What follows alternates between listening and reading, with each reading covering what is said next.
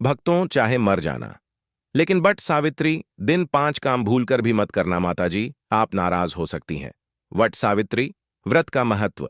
क्यों इसे सौभाग्य का रक्षा कवच कहा गया है?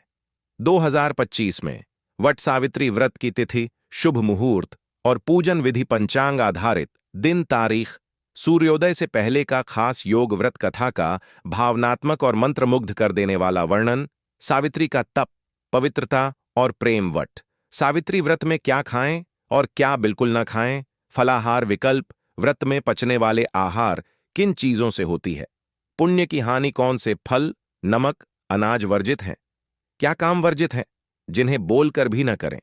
व्रत के दिन क्रोध, झूठ, निंदा, अपशब्द आदि का दोष धार्मिक दृष्टिकोण से कौन कौन से कार्य पातक माने गए हैं। इस दिन व्रत से जुड़ी गुप्त और दुर्लभ परंपराएं, सास को सुहाग की चीजें देना, वट वृक्ष की परिक्रमा, विशेष मंत्र, अगर पति दूर हो या नहीं हो तो क्या करें, तांत्रिक और रहस्यमयी बातें, वट वृक्ष की छाया में यह बोलना भी मना है। मृत्यु, वियोग, अशुभ जैसे शब्द क्यों वर्जित हैं?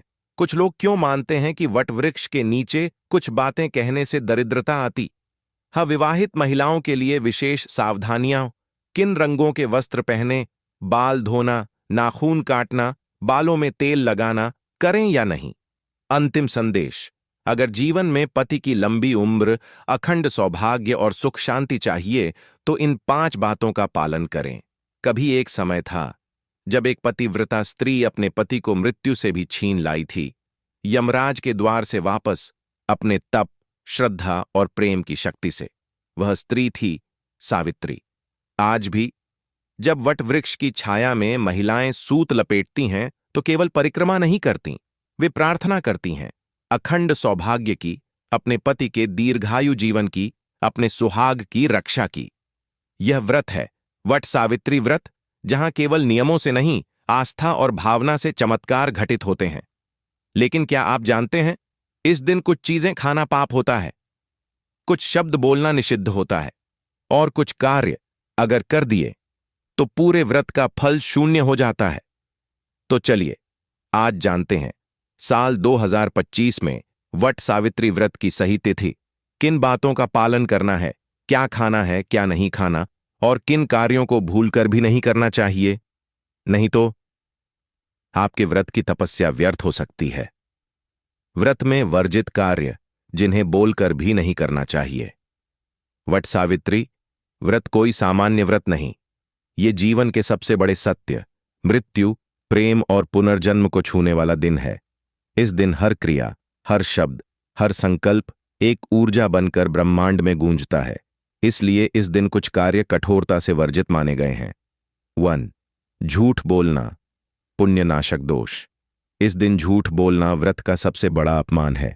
चाहे कोई भी परिस्थिति हो, महिलाओं को विशेष रूप से संयम रखना चाहिए। जो स्त्री इस दिन भी झूठ का सहारा लेती है, उसके व्रत का पुण्य क्षीण हो जाता है। 2. क्रोध करना या अपशब्द बोलना। व्रत का दिन शांत तपस्या और मधुरता का प्रतीक है। क्रोध करने से शरीर की अग्नि विकृत होती है और व्रत की ऊर्जाएं नष्ट हो जाती हैं। अपशब्द, ताने या कटु शब्द से घर का वातावरण भी दूषित होता है, सावधानी रखें। 3.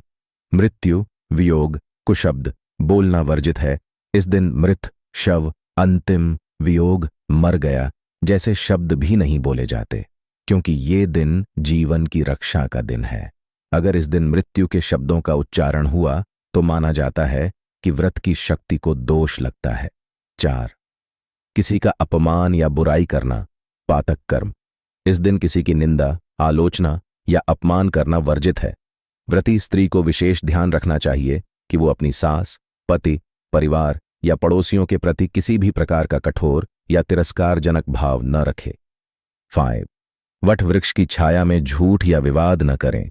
वट वृक्ष को स्वयं ब्रह्मा, विष्णु और शिव का वासस्थान माना गया है। इसलिए उसकी छाया में खड़े होकर झूठ बोलना, गाली देना या किसी से झगड़ा करना 3 गुना पाप माना गया है। 6. अशुद्ध वस्त्र, कटे फटे या काले कपड़े पहनना वर्जित है।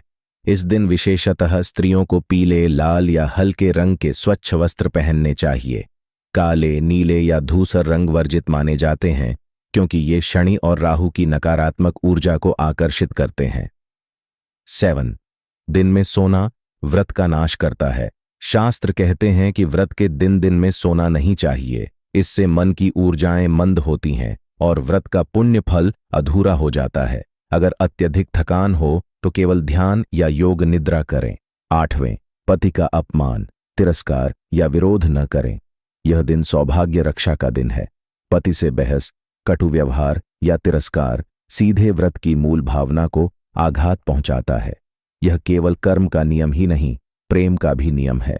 सावित्री ने यमराज से भी अपना पति वापस ले लिया था, लेकिन वो न धर्म के विरुद्ध गई न मर्यादा के। आज अगर एक स्त्री इन बातों का ध्यान रखे तो उसका सुहाग अटल रहेगा, सौभाग्य अक्षय रहेगा और घर में सुख शांति बनी रहेगी। जब हम वट सावित्री व्रत की बात करते हैं तो केवल परिक्रमा और पूजन ही नहीं, बल्कि कुछ गुप्त परंपराएं भी हैं जो इस व्रत के सत्य और प्रभाव को बढ़ाती हैं।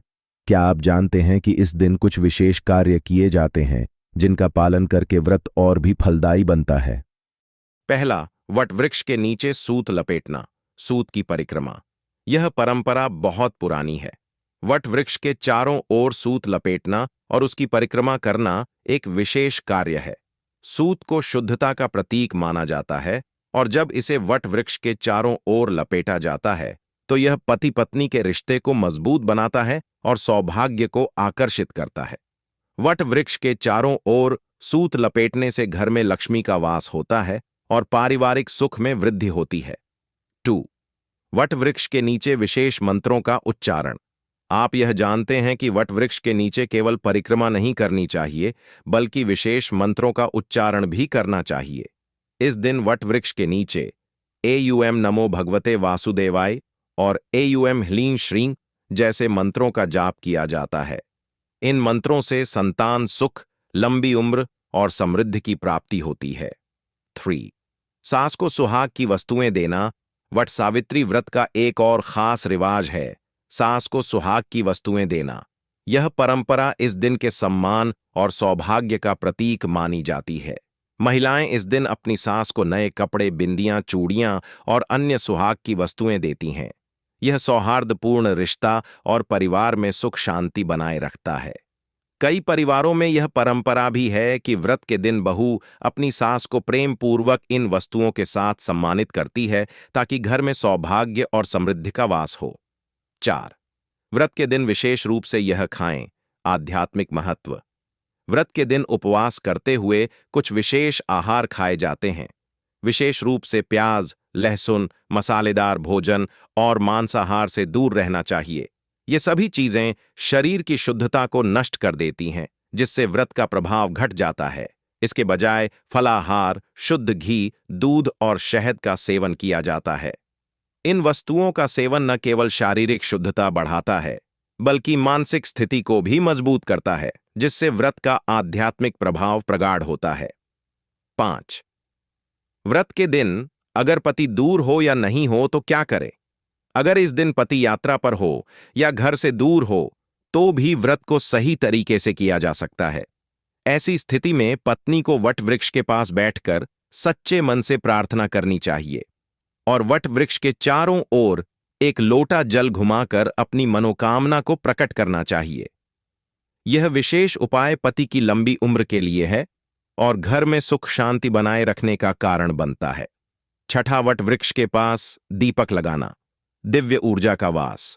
यह परंपरा बहुत महत्वपूर्ण मानी जाती है, विशेष रूप से रात के समय।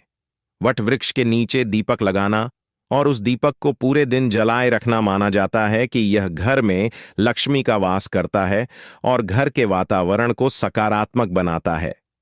यह दीपक सिर्फ घर में धन और समृद्धि लाने के लिए नहीं, बल्कि घर के अंदर की नकारात्मक ऊर्जा को भी बाहर करने के लिए होता है। वट सावित्री व्रत में छोटी छोटी परंपराएं और रहस्यमयी उपाय इस व्रत के अद्भुत परिणामों को सुनिश्चित करते हैं।